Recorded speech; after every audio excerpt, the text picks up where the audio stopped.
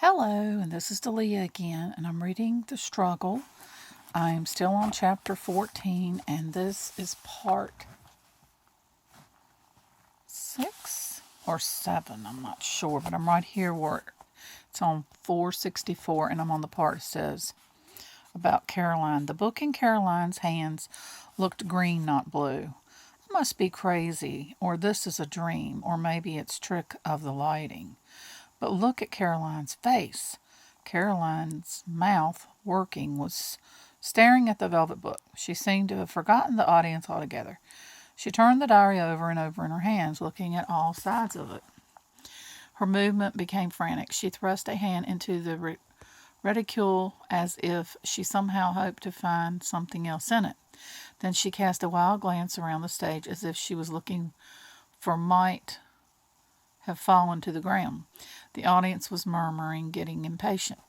Mayor Dolly and the high school principal were exchanging tight-lipped frowns. Having found nothing on the floor, Caroline was staring at the small book again, but now she was gazing at it as if it were a scorpion. With a sudden gesture, she wrenched it open and looked inside.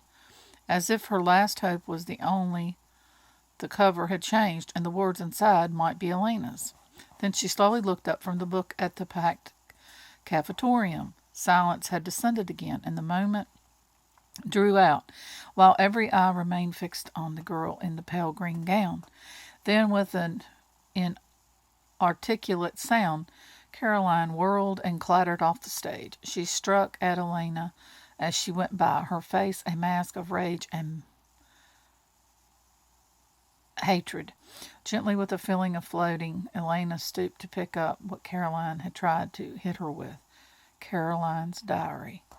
There was activity behind Elena as people ran after Caroline, and in front of her, as the audience exploded into commitment, argument, and discussion, Elena found Stephen. He looked as if jubilation was sneaking up on him, but he also looked as bewildered as Elena felt. Bonnie and Meredith were the same. As Stephen's gaze crossed hers, Elena felt a rush of gratitude and joy, but her predominant emotion was awe. It was a miracle, beyond all hope. They had been rescued. They'd been saved. And then her eyes picked out another dark head among the crowd. Damon was lounging against the north wall. His lips were curved into a half smile, and his eyes met Elena's boldly. Mayor Dolly was beside her, urging her forward, quieting the crowd, trying to restore order. It was no use. Elena read her selection in a dreamy voice to a babbling group of people who weren't paying attention in the slightest. She wasn't paying attention either. She had no idea what words she was saying. Every so often she looked at Damon. Okay, so I'm going to stop here and I'll continue on to the next part.